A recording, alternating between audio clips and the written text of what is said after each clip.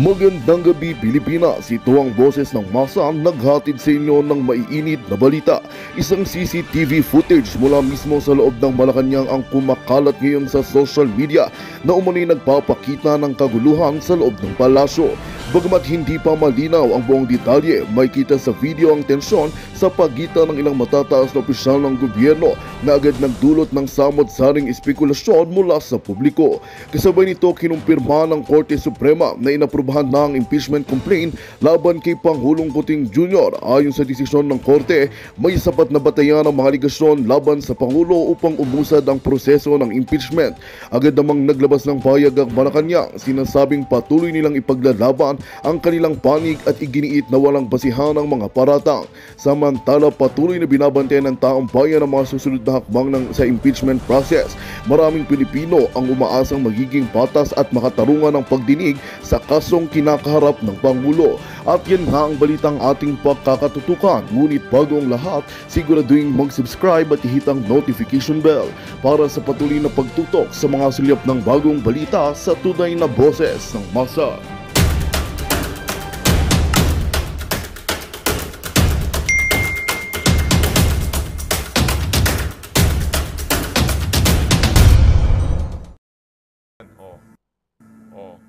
Tinatakpan-takpan pa ho nitong walang yang Alicia Araneta Marcos na to. Pero hindi ho niya maano yan. Kumbaga, talagang kitang-kita kasi puro HD, puro magagandang camera ho yung ginamit nila dito sa video na to. Pati nga ho yung speech nitong si Marcos Jr. Ginagandaan ho nila yung mga footage, yung mga picture. Pero yung trabaho nila, puro kapalpakan na naman to. Ayan o, tingnan nyo naman yan. O, ba't ka lumalayo? Tingnan, sa mga may asawa dyan. Sigurado, naiintindihan nyo yung sinasabi ko na yan. Pagka medyo meron kayong misunderstanding, medyo ano yan medyo, tingnan nyo. Oh. Kaya ngayon, tinatanong ng ating mga kababayan, sino bang bumuntal sa'yo, Lisa? Yung anggulo nitong si Binibining Maharlika na tinuslukan ng kung ano. Si Mama Maharlika, matindi siya kagabi, di ba? Tinusluk-tuslukan daw ng, nagparitoke daw tong si Lisa Araneta Marcos. Di umano. Pero iba ho yung anggulong nakikita natin base sa body language nitong mag-asawa na to. Meron ho nangyaring jombagan. Sa tingin natin ha, ayan o. Tingnan nyo, mas malapit pa ho siya dito kay dito kay Sir eh. Ayan o, yan si Lisa. Ito, mas malapit pa siya dito. Dapat asawa mo, daig ka pa ni Prasco. Tingnan mo naman yan. O, daig ka pa ni Prasco. Nakadikit siya kay Marcos Jr. Itong si Lisa, tingnan nyo naman, alayo ng distansya. Hindi ko binibigyan ng something to ha. Kasi may asawa na ho tayo, alam ho natin yung pagka merong, kunyari, medyo umiilag siya, yung tipong, di ba? Ibig sabihin, meron kang nagawa, o meron kang ginawa, ayan o. O yan, dumidistansya ho talaga si Lisa ayaw niyang tabihan, o nagtatago siya sa shadow. O nagtatago ho siya sa shadow nitong mama na to para matakpan yung black eye niya dito. Pwede, posible din ho yun. Pero hindi mo na kumbaga nabidyohan ka na eh. Ladies and gentlemen, please rise and together. Let us Tabi celebrate ka, the phase 3. pinalapit ho siya, hinila siya ni Marcos Jr. Hinila ho siya, anong ginawa niya? Hindi ho siya tumabi. Merong something talaga. Ang tanong dito, ang presidente ho ba natin, yan ang pagka medyo mainit na ulo, pagka yung tipong ang dami ng problema ng Pilipinas, habang nagpupulburon sila, nakita niya, medyo nabana siya kay dito kay Coca, bigla ho niya siguro di ba? Yung natin alam, yun yung mga kumbaga, yun yung mga spekulasyon na nababasa natin sa social media, pero hindi ho tayo nagpapakalat ng kung ano-ano dito. Kumbaga sinusubukan lang ho nating basahin yung mga body language itong mga walang yang to. Patawa-tawa ka pa, daig ka pa ni Prasco. Prasco yan, di ba? Yung asawa ni Doc Prasco yan eh. In 5, 4, lapit. Meron ko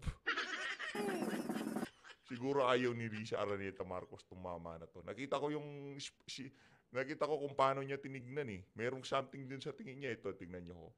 Merong something dun sa tingin niya eh. Tuloy-tuloy ho ito mga kababayan. Merong something eh. Alam mo tong maali na to pagka medyo hindi niya trip yung mga niya, nakaharap niya eh. Pasig River Bigyang Buhay Muli Project and the hope for a bagong Pilipinas in 5. Ayan ho, tingnan nyo. Pagka ganyan ka na tinignan ni Lisa, may ibig sabihin yan, masisibak ka. 2, 1.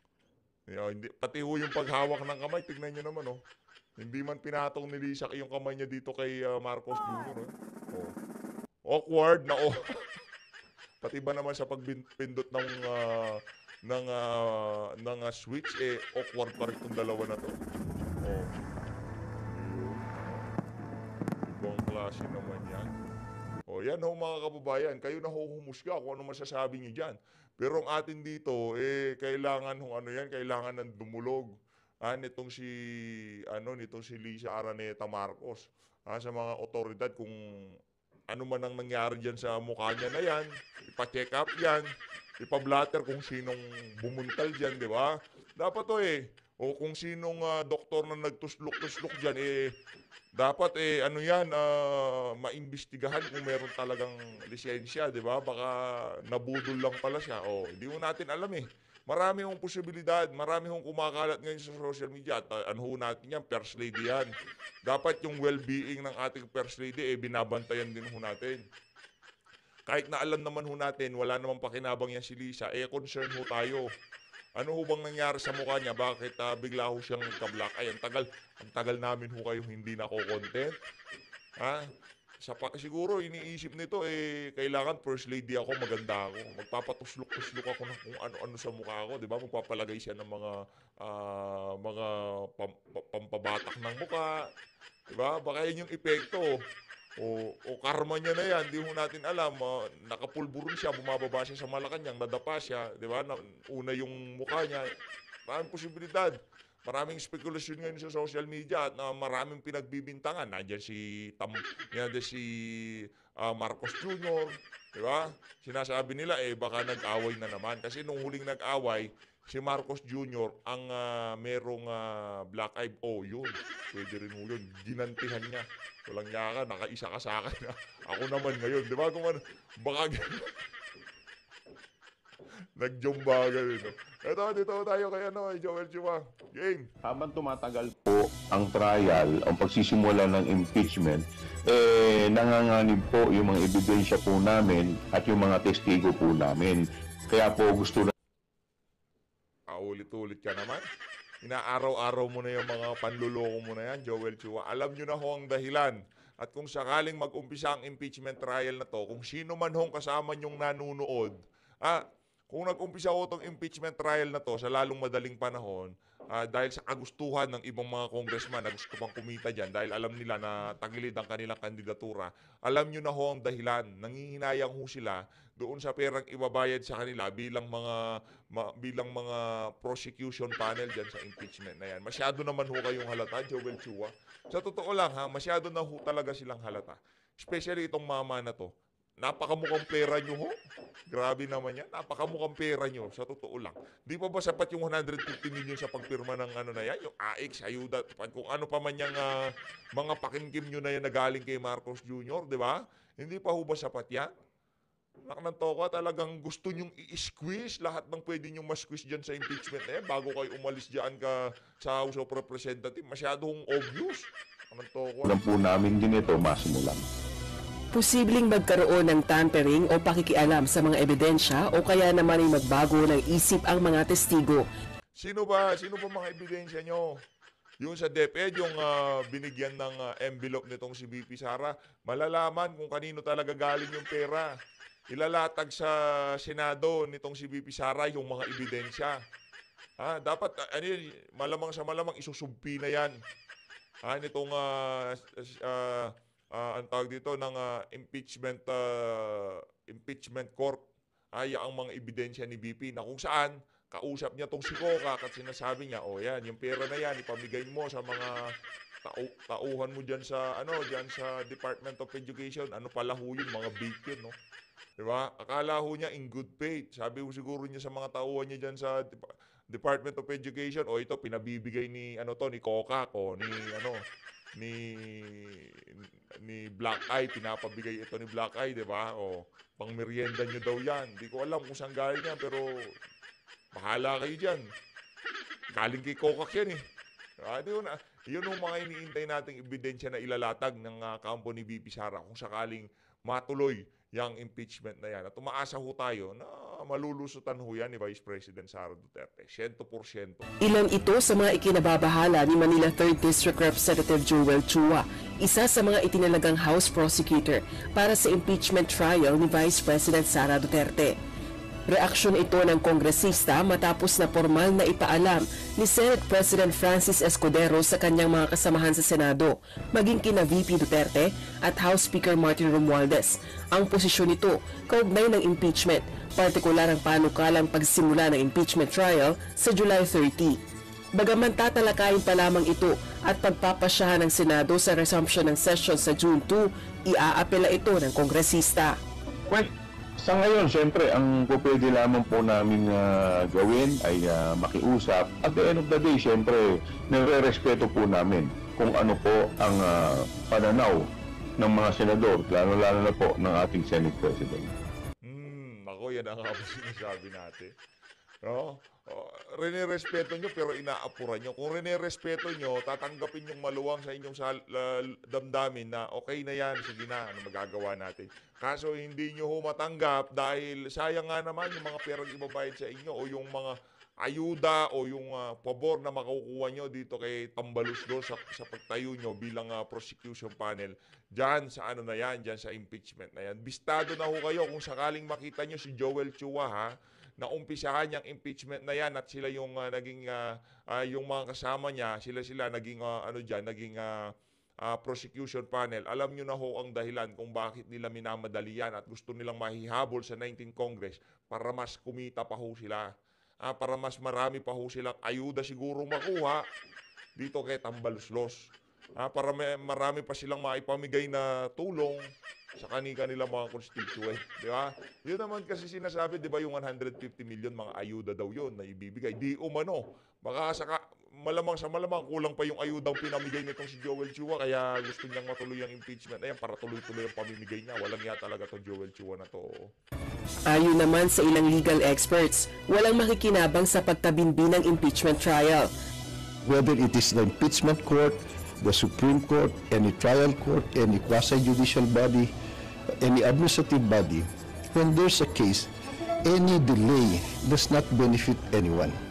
Even if everybody says it's a political exercise, it's not. It's about fairness, determining the truth. Yan nung nagsasalita na yan, si Attorney Domingo Egon Cayosa, former National President, Integrated Bar of the Philippines. Naku, sir. Naku, talagang lahat na lang ata no? Ibang klase talagang. Giving both sides a chance and then boboto sila. Bukod dito, Boboto sila pagkatapos nilang bumoto, merong mga envelope o merong mga maliliit na bag na ibibigay dun sa mga magkukonvict. Sa tingin ho natin, kung yung kay Corona, tag 100 milyon o 20 milyon ang pinamigay doon, dito ho hindi naman papayag ang mga senador na magkukonvict dito kay VP Sara na ganong kalaking halaga lang ang ibibigay sa kanila. Again, yung pag-ano na yan, yung impeachment na yan, pera ho yan. Yun pa nga lang pagpirma 150 million. Di umano. Ang pinamud mo doon sa mga pumirma. Kumusta na lang doon sa mga magkukonvict? Yun, pirma pa lang para ma-send yung articles of impeachment sa Senado. Iba pa ho yung mga magkukonvict kasi iba yung mga magkukonvict sa... Pagka yung na-convict yan sa Senado, wala na, tapos na si VP. Kaya mas malaki hong bayad ng mga senador na magkukonvict yan. Kaya napakaganda na bulgar na talagang meron nangyaring bayaran. At hindi lang ho yung si Norberto Gonzales, maging yung si Lacson, binulgar niya na meron ho talaga nangyaring bayaran. Kumbaga meron Consuelo de Bobo, yung mga nag-convict dito kay Renato Corona nung inimpeach siya dyan sa Senado. Kaya dito kay VP Sara, abangan ho natin kung magkano ang ipamumudmod nitong administrasyon na to sa mga magkukonvict dito kay Vice President Sara Duterte. maaari rin itong magbunga ng panibagong kwestiyon at kaso sa korte ayon sa isang constitutional framer. I don't agree that it should be postponed to July. They violated or did not follow constitutional mandate. They're accountable. Samantala, formal nang binuo ng House of Representatives ang Kung sinasabi nitong si Monsod na accountable sila, eh di panagutin nyo yung mga senador na hindi tumalima dyan sa nakasaan na port with na yan, port with. Di ba? Eh, kasuhan nyo sila. Sa, sa, tawag dito, sa ethics committee. Di ba? Eh, kung meron silang pagkakamali, kasuhan nyo sila. Eh, ano yan eh, kumbaga, decision yan ng rules nila, hindi naman decision nitong si Kilay. Ang sinabi, pagka naka-break sila, para makapag-session sila, kailangan magpatawag ng special session ng Pangulo. Imbis na awayin nyo itong si Boy Kilay, kasi kung masyadong komplikado, first time mo ito nangyari.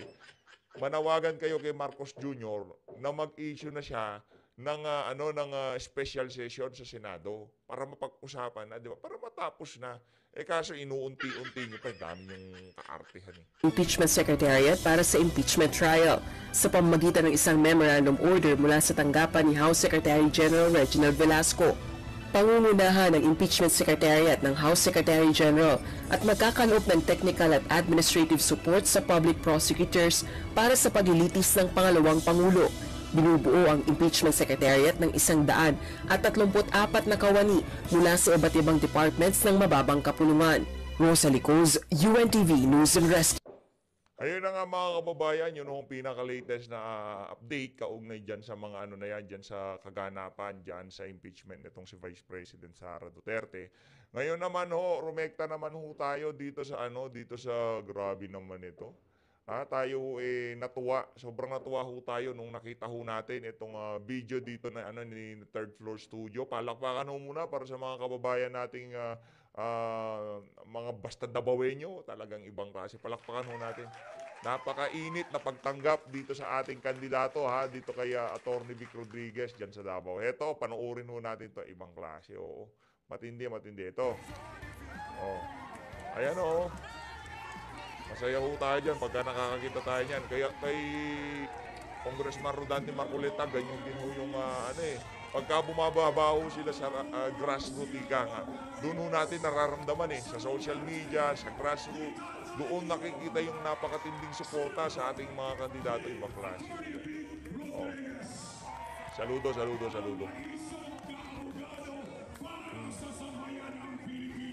Yo. Ayos. Napakahusay nito.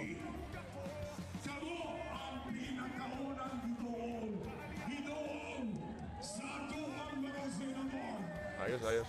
Ayan apo ni Pangulong Duterte yan. Oh. Ayan Ang atong amigo sa mga Dabawenyos, ang anak sa atong Congressman, palakpakan nato si Sir Rodrigo Duterte II. Rodrigo Duterte II.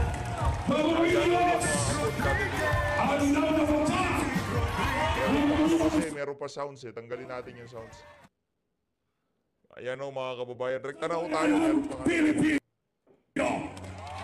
Ladies and gentlemen, ayos. let's welcome Senator Attorney Vic Rodriguez. Palakpakan, pakinggan natin ang sasabihin ni Attorney Vic dito.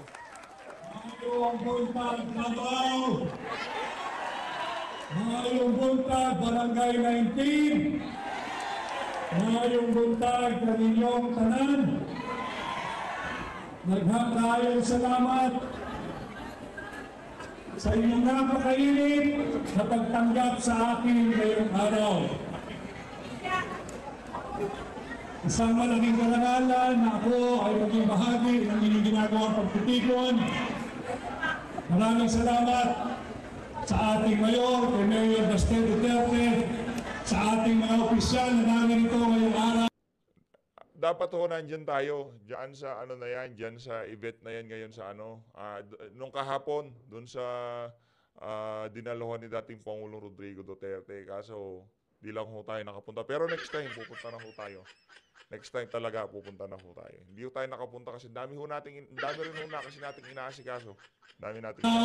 At kay Pangulong Rodrigo Duterte. Maiksi lamang ang aking magiging mensahe sa inyo. Alam kong nalalaman ninyong lahat na patuloy ang ginagawang political persecution laban sa pamilyang Duterte. Alam kong nalalaman ninyong lahat na mayroong pagtatangkang nakawin hindi lamang ang pera nating mga Pilipino, kung hindi ang posisyon ng pangalawang Pangulo mula sa produkto ng Davao City, mula sa anak ng Davao, mula sa anak ng Mindanao. Tinatangka nilang nakawin ang posisyon ng pangalawang Pangulo mula kay Vice President Inday Sara Duterte. Huwag tayong pumayag, huwag kayong pumayag. Ating labanan ang pagtatangkang lapastanganin ang ating saligang batas. At kasama ng iba pang mga senador na kumakandidato sa ilalim ng Duterte Approved and Certified Senatorial Candidates, hinihingi po namin ang inyong tulong na Naririnig nyo namin. Talagang buuho dapat tayo dito. Kahit tayo mga taga-suporta nitong mga kandidato na to, dapat magkaisa tayo para ipangampanya itong mga... Wow, pati ba naman yung... Ano ho yan galawang loyalista yan eh. Yung tipong nasa isang bangka tayo, nagtutulakan tayo. Naku, pangit ho yan. Para sa tauhan ng mga ibang mga senatorial candidate, huwag kong ganon. Yung mga kagaya ni Pastor Kibuloy, nitong si Atty. Vic Rodriguez, si Congressman Rodante Marcoleta, kung makapusyo sila sa mga kasama nila dito sa lineup na to, talagang ramdam ho natin na gusto ho nilang manalo ang isa't isa eh. Kaso yung iba merong ano ba yan kasi? na sana ngayong 2025, ihatid po ninyo kaming lahat sa Senado itong siyam na Duterte Approved and Certified Candidates. Ano na lang ho, kumbaga, magkaisa na lang ho tayo. Hindi yung unity team ito yung totoong unity, yung totoong pagkakaisa para sa tunay na pagbabago. At yaan ang mga kandidato nitong si dating Pangulong Rodrigo Duterte. Upang may pagtanggol po natin si Vice President Inday Sara Duterte sa mga nang-aapi sa kanyang elitistang kongresista. Dalhin po natin sa Senado si Senador Dante Marcoleta. Dalhin natin sa Senado si Senador Philip Salvador. Dalhin natin sa Senado si Senador Bongo, Senator Bongo, Senator Bato de la Rosa, dalhin natin lahat. Bato de la Rosa, Senator J.B. Hinlo, si Senator Ol Lambino, si Senator Jimmy Bondok, si Senator Pastor Apollo Kibuloy, at sa Narinig nyo ho yung hiyawan na yon. Karamihan ho ng mga nasa Davao talagang makikipaggurguran para dito kay Pastor Apollo Kibuloy. Talaga hong mananalo yan. Si Atty. Vic, Pastor Kibuloy, Congressman Rodante Marcoleta. Kampanya ho natin. Sa Davao, sure win na ho tayo. Kumbaga, dyan sa bahagi ng Mindanao na yun, wala na ho tayong pagtatalunan. Ika nga. Panalo na ho. Pero ang problema na lang ho talaga yung mga nasa Visayas tsaka Luzon. Pero yung mga nasa Luzon talaga, doon talaga ho yung, kumbaga, doon talaga tayo magkakabakbakan. Sana mapairam din po ninyo ako ng inyong sagradong mandato at tiwala. Dalhin po ninyo ang isang katulad ko sa Senado dahil ngayong 2025, pag tayo'y nagkaisa, posible ang pagbabago. Muli ho, ako'y nagpapasalamat, naging bahagi ng inyong ginagawang pagtitipon ngayon. At ito nga ho ang ating layunin, tayo ay tumugon sa hamon na pamunuan ang isang tunay at maisog na oposisyon sa Senado. Sinusulong po natin ang laban o giyera kontra sa korupsyon. Subalit hindi ko po kakayanin ito mag-isa. Kinakailangan ko ng kasama, kinakailangan ko ang tulong ninyo. Bagamat ako ay kumandidatong independent, nung ako'y naghain ng aking kandidatura, sinabi ko na ang aking katapatan ay tanging sa Republika ng Pilipinas lamang at ang nais kong kapartido o kaalyado ay kayo, sambayanang Pilipino. At sana ho, mapagbigyan ninyo ako ng... Hindi kasi meron ho tayong mga nababalitaan na yung ibang mga bataan ng ibang mga kumakandidato, di pa rin tumitigil sa, kumbaga yung pambubuisit ba. Di natin malaman kung anong pakay nila no? Pakay nyo ba talaga magkaroon ng pagbabago sa ating bansa? Si Tatay Digong na nga pumili. Sino ba mas magaling ba kayo sa kanya? Ganon? Sige nga, mas magaling pa kayo kay Tatay Digong. Anak ng toko, huwag naman hong ganun. Mali naman hong siguro yun. Kung makapagsalita kayo, Duterte kayo eh. Kung makapagsalita kayo, talagang akala... Magandang balita ang hatid namin sa inyo ngayong araw. Sa pagtatapos ng aming balitaan, nagbigay kami ng mga mahalagang impormasyon.